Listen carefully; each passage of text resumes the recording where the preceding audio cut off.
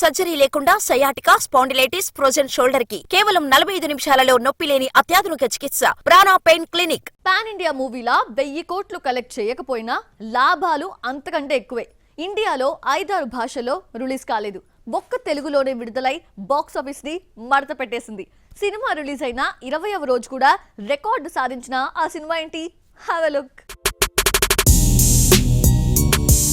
సంక్రాంతి వెళ్లిపోయి 20 రోజులైనా సంక్రాంతికి వస్తున్న హడావిడి తగ్గలేదు. తెలుగులో మాత్రమే రిలీజ్ అయిన సినిమాల్లో ఎక్కువ వసూళ్లు సాధించిన సినిమాగా రికార్డ్ క్రియేట్ చేసింది. 20 రోజుల్లో 303 కోట్ల గ్రాస్ కలెక్ట్ చేసినట్టు ప్రకటించారు. ఇక షేర్ అయితే 150 కోట్ల మార్క్ దాటేసి 151 కోట్లకు చేరింది.